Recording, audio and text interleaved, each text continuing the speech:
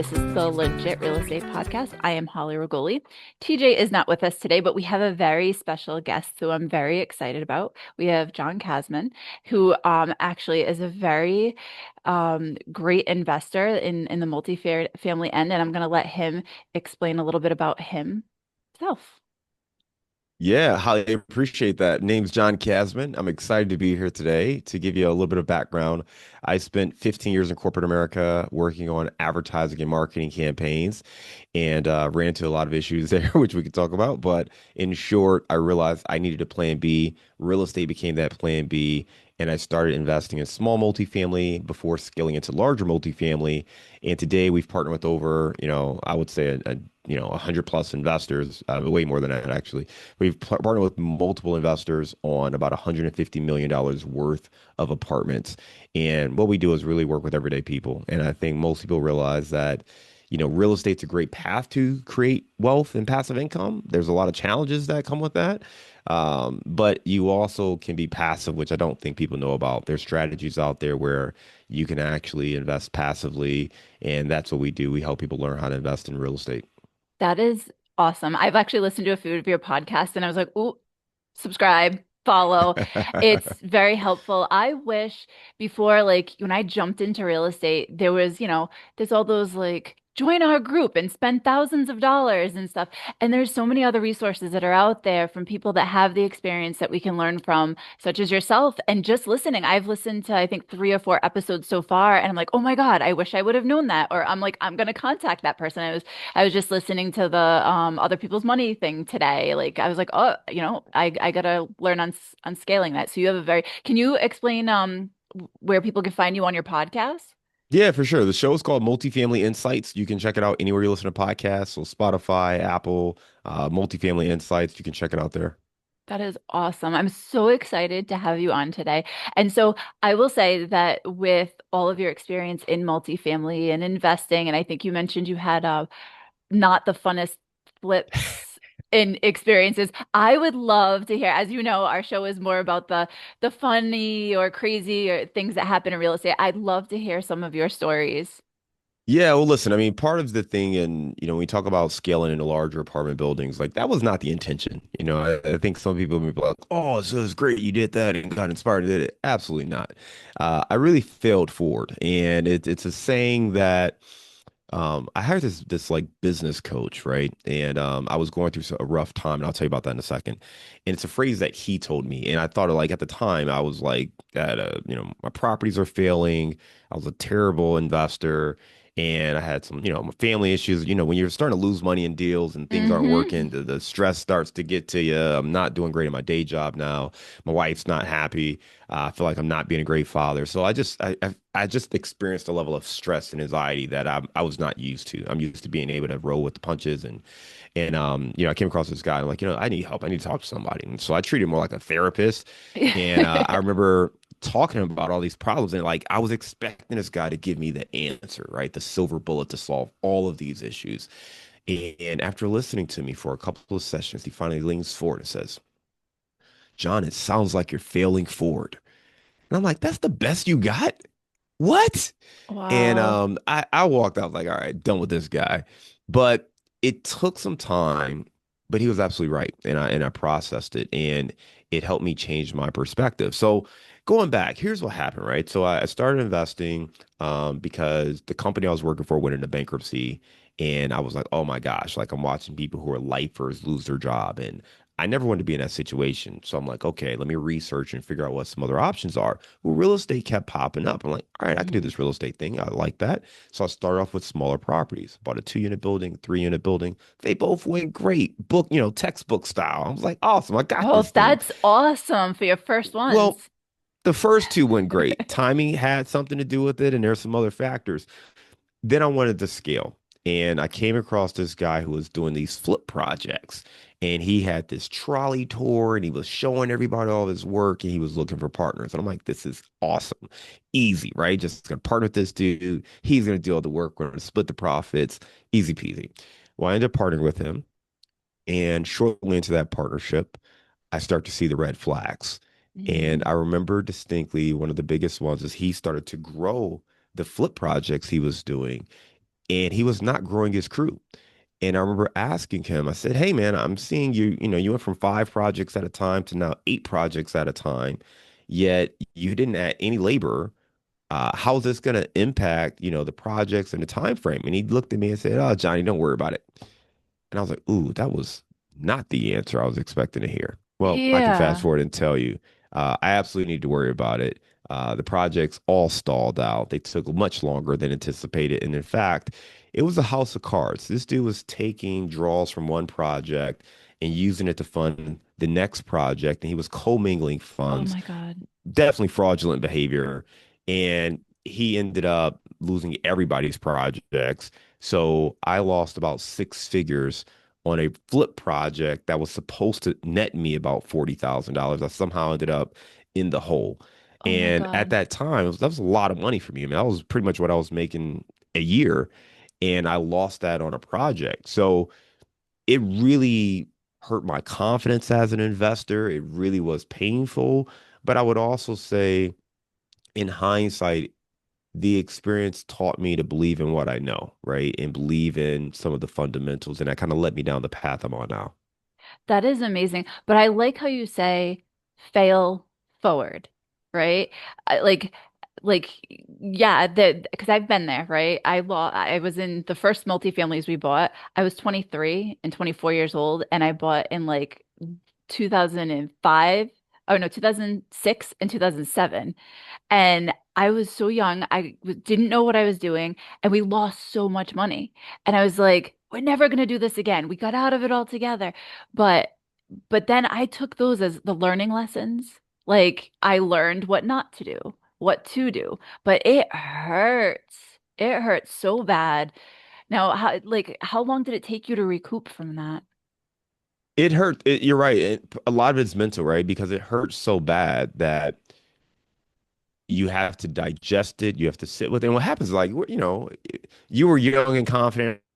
I was young and confident, right? I had these wins under my belt. I believed in myself.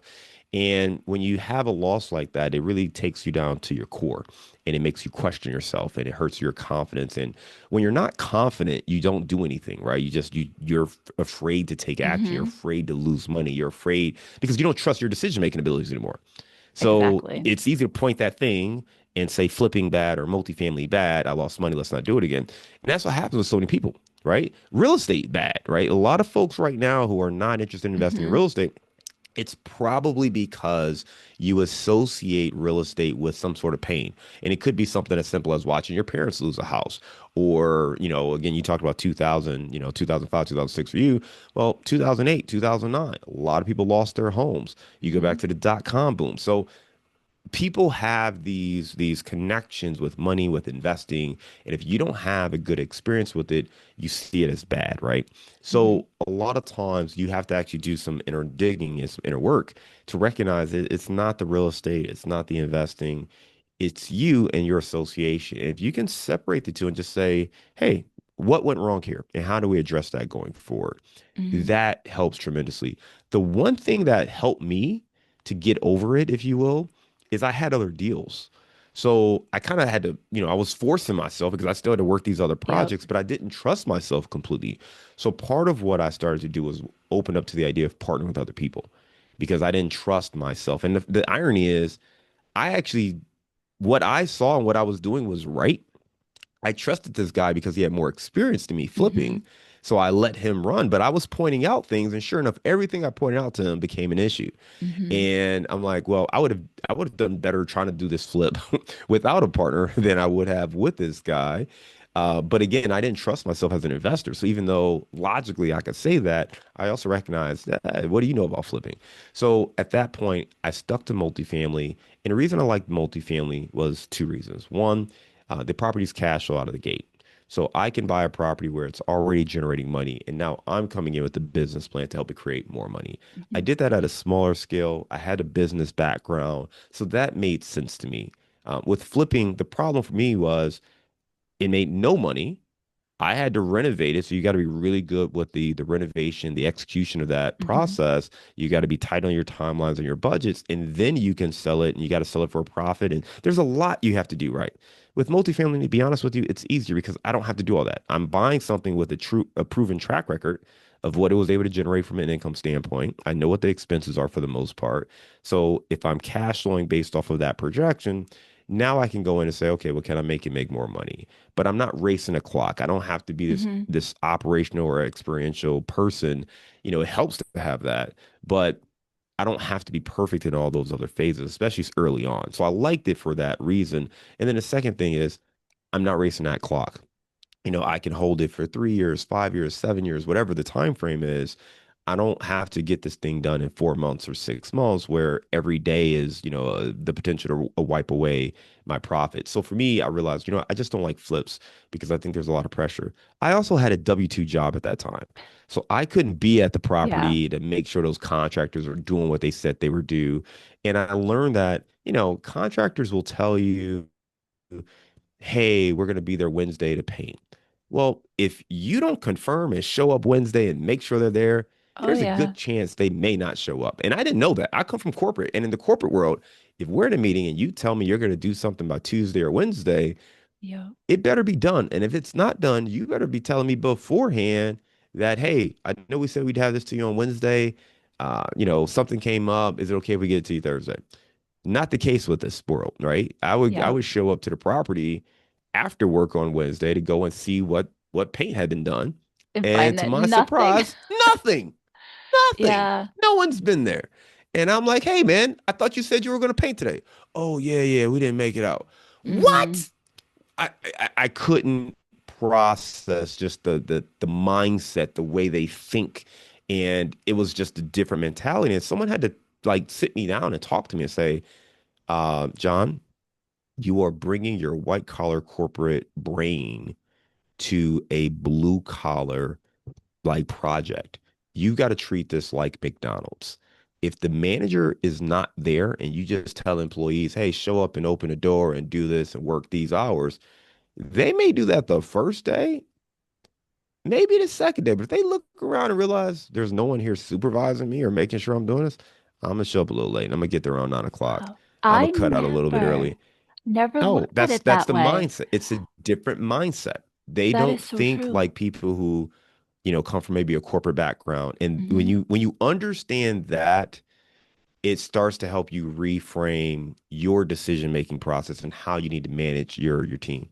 I literally, that was just like an epiphany moment that you just opened for me because I have never looked at it that way. I come from property management. I've been in, I was in property management for 20 years, but I'm working like corporate, like big time. You're like, we have standards, we have procedures. My mentality was exactly the same. I just was like, why do these damn contractors not show up when they say they're going to? They said they were going to do this. They didn't do this. They did such a sloppy job.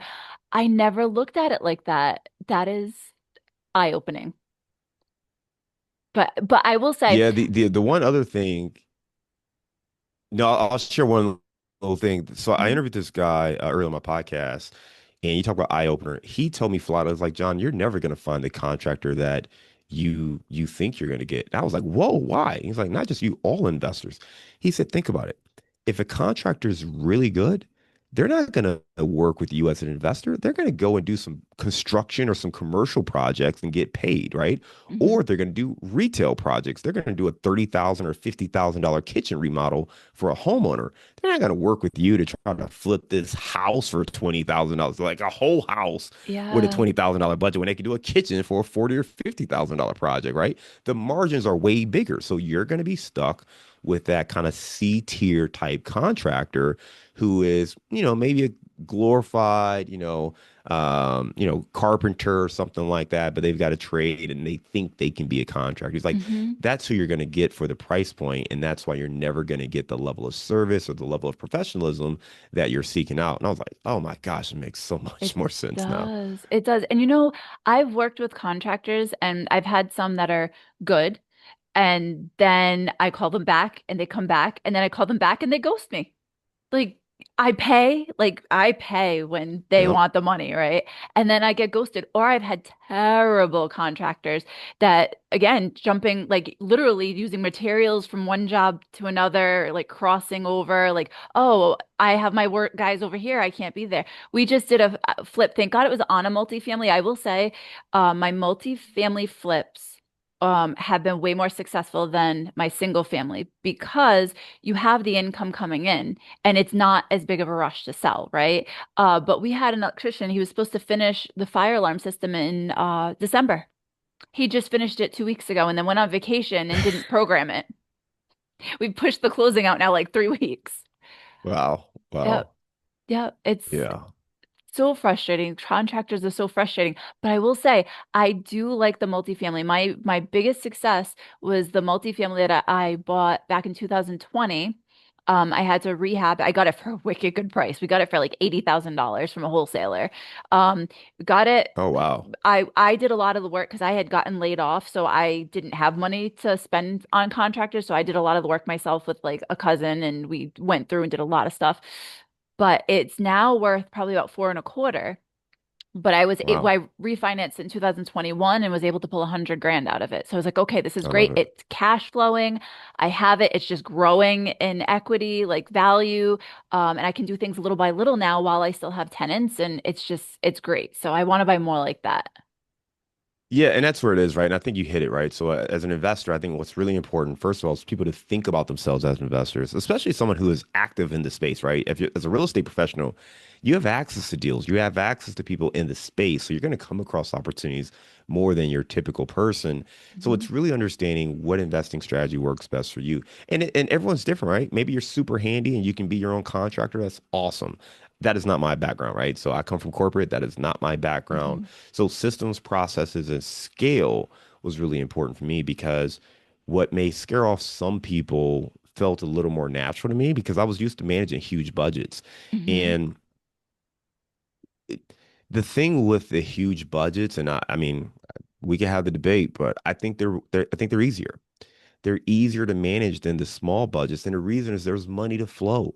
Mhm. Okay. When I'm managing when I was in advertising and I had let's say $100 million marketing budget, well, that's way easier to manage than when I had $1 million marketing budget, right? Like that's like every dollar has to be perfect, right? Every Mhm. dollar's got to produce and you've got to be really tight with it. You got $100 million. You say, all right, hey, we're going to put X amount in TV.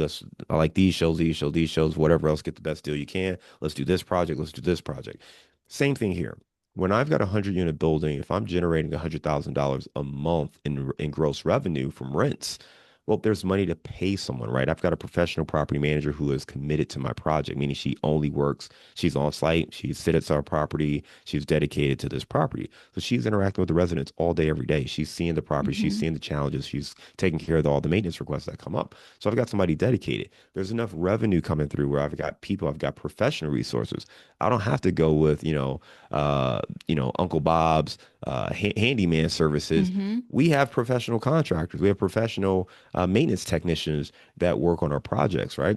We have professional third party services who are licensed and bonded. So we can work with some of the best folks because we're paying fair wages Yep. because there's enough revenue to come through to do that. We're not cutting corners. When you're doing a flip or a single family rental, there usually isn't enough money coming through to pay out some of those individuals. And like you said, you end up doing a lot of the work. And there's nothing Mhm. wrong with you doing the work as long as you factor in that labor as a part of your returns. See, a lot of people want passive income and they go to real estate to get passive income, but they really just got another part-time job. And I Mhm. learned that the hard way too. I had a 3 unit building and I remember again, I'm working full time. My wife's working full time. We got two little kids. We just had our second child and we had one of the residents move out and I got a quote to paint the unit and it was like $700. No, this is like 10 years ago, by the way. Mhm. And I was like, I'm not paying you $700 just to paint. I'll do it myself. So I did. I went to Home Depot. I grabbed all the material I needed. Probably ended up being about $80 to $90 worth of materials. And I went in that unit and it was a hot summer day. But I wasn't really thinking through like how long it was going to take me to paint, but I had to prep the wall, I had to patch up the holes, I had to sand it, I had to wash the walls a little bit, put the primer on, two coats of paint. Well, At one point in the day, I'm literally sitting and my wife calls, she FaceTimes me and she's got my kids. She went to take them to the park and then they were going to the beach. And I said that I invest in real estate to give me more financial freedom and passive income and more time to be with my family. Hmm. Well, my family is at the park and going to the beach, and I'm sitting here literally watching paint dry. And I'm Yep. like, yeah, I don't think this is what I had in mind. And I realized I didn't have the passive income. And yes, I was an investor, but I really had a part-time job the way I was investing. So I just stepped back. And that really was like a mental shift to say, you know what? There's got to be a better way of doing this where I don't have to sacrifice the little bit of free time I do have to Hmm. be with my family. And ultimately that led me into scaling into larger apartment buildings through multifamily syndications. Yep. That's where I want to be. I want to get to multifamily syndications. I don't want to be, oh, I mean, this winter, my tenant moved in. I forgot to tell her, make sure when it's super cold outside, you just leave the faucet dripping a little bit. The pipes froze a little bit. I had to go over there and we're trying to heat up the hallway and I'm trying to unfreeze the pipes. And I'm like, this is not what I want to be doing right now. And because I only have that like one house, I don't have a maintenance staff. When I was in property management, I had maintenance techs. I had contracts with contractors that would come out and fix our stuff. I don't have that, but I want to get to a point where I'm investing in the syndications. Can you do a little brief, because there's a lot of people that don't understand what syndications are, a brief overview of what they are? Yeah, absolutely. So syndication is just a real fancy way of saying it's going to be a group of people investing together. So I think of it as, there's two real sides to it. There's the active side, which is going to be your general partners. Those are the people who are doing all the work, right? We're finding the deal, we're analyzing the deal, we're putting a team together, we're getting the loan for the project. We're going to be the ones that are operating the deal. And then the other side is the limited partner or the passive investor. And they're the ones who are just going to invest. So it's just like if you're investing in a company, shares or stocks or something like that, it's pretty much what you're doing, right? We're going to create an LLC. As an investor, you're going to take a look at the deal, the business plan, the team, and decide if you want to be an investor. If you do, you go ahead, there's some subscription documents you sign, and then you go ahead and place your investment, and then you're done. Like as an investor, it truly is passive. Your work comes up front, just in vetting the team and vetting the deal, and then you make your investment, and then there's nothing else needed from you. The general partnership team takes care of all the day-to-day stuff. On my end, we do calls with our team. We go over, all the key things with property management, leasing, any terms, anything like that. We kind of go over, we handle that, and then we send monthly updates to all of our investors to let them know what's going on, how did the property perform last month. We do distributions, and then we'll take care of all of the tax documents as well.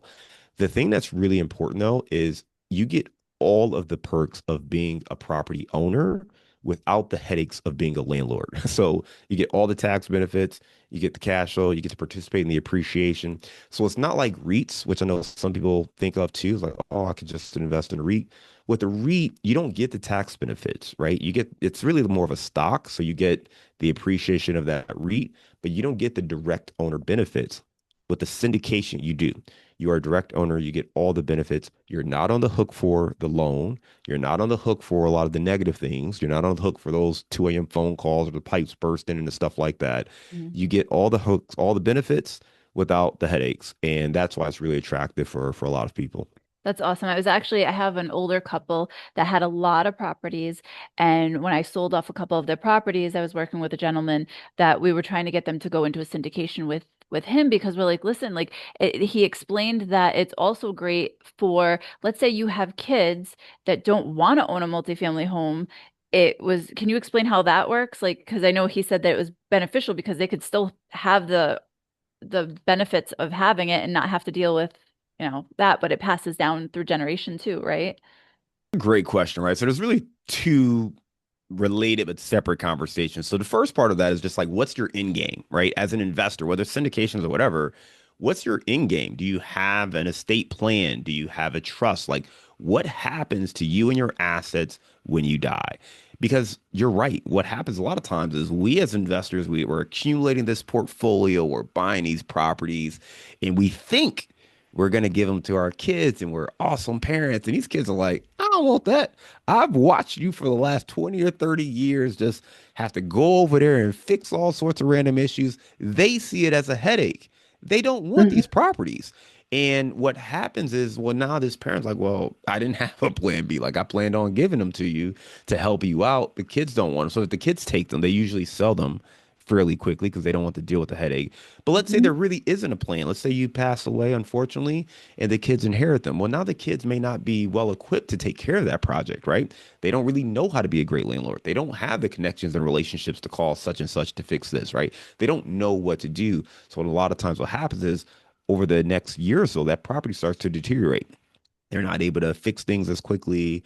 The relationships with the tenants kind of goes down. They get more vacancies. It's not really cash on. Maybe they live out of state, so it's not even easy for them to manage. Hmm. So there's a lot of this that certainly happens in the marketplace. So I would say first and foremost, as investors, you need to have an estate plan. What is your plan? Like, do you have this thing set up to transfer to your children? Do the children know? Do they have a plan of how they're going to manage it? Have you talked to them at all? So have a plan, okay? Especially if you're up there, if you're 60 plus, you need to be talking to your kids if you plan on giving these properties to the kids to understand can they actually manage them?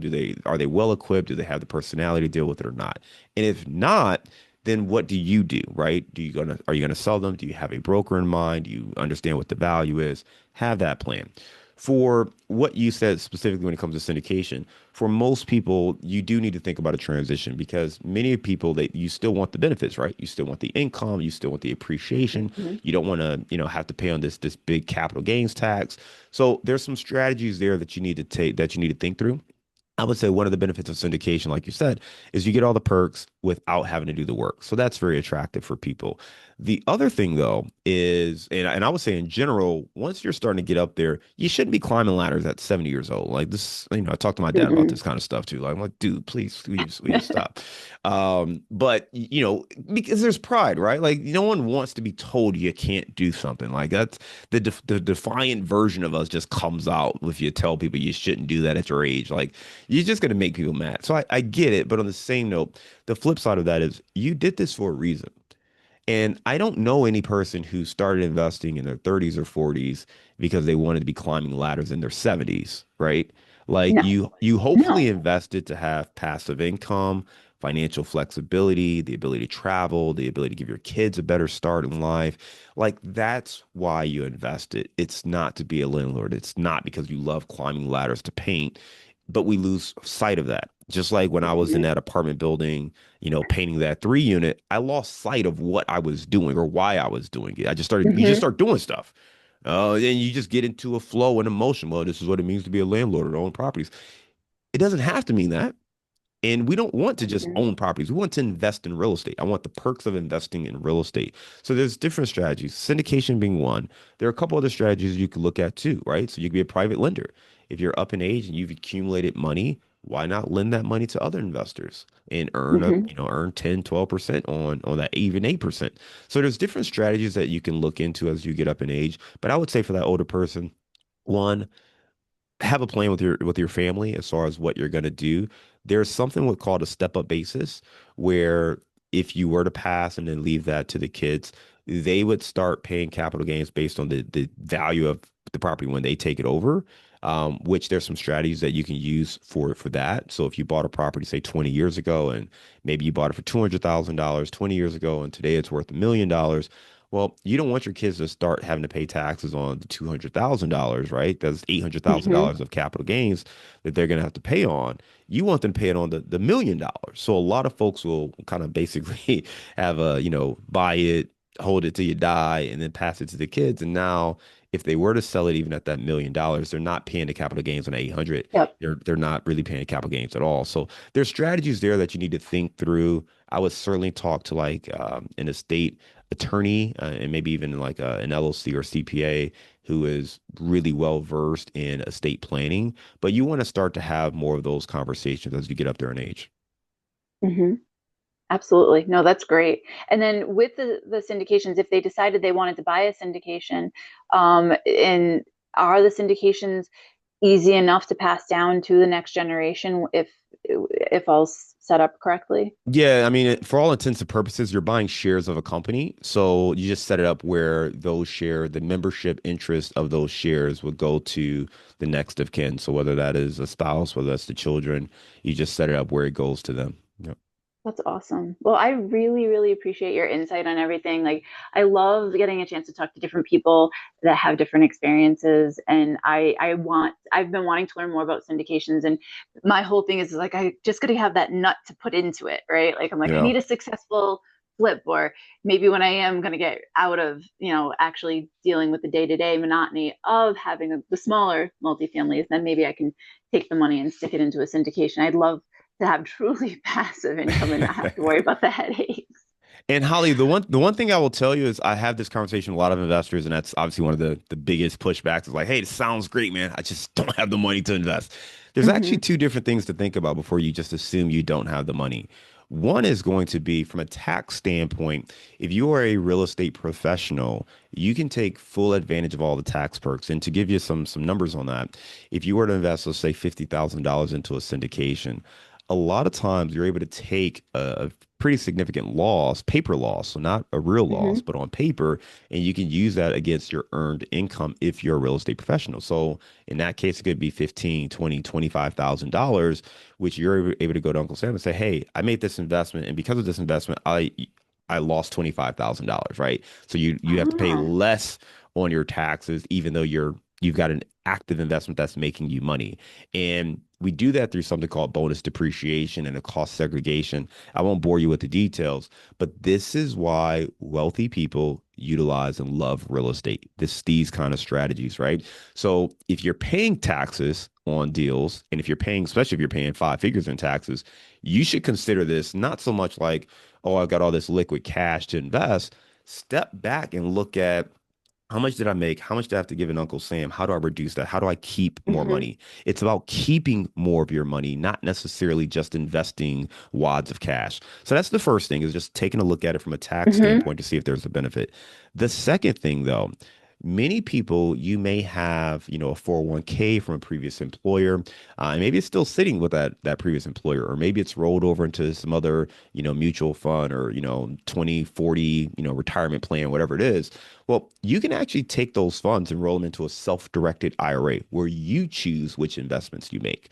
And I know Okay. a lot of people like that strategy because they know and learn more about real estate investing and they want to have more control than having Hmm. everything just riding in the stock market. So I would say, before you just assume we don't have money, check a look. If you've ever had a job and had a 401k, maybe you have that account just sitting there and you're not actively managing it.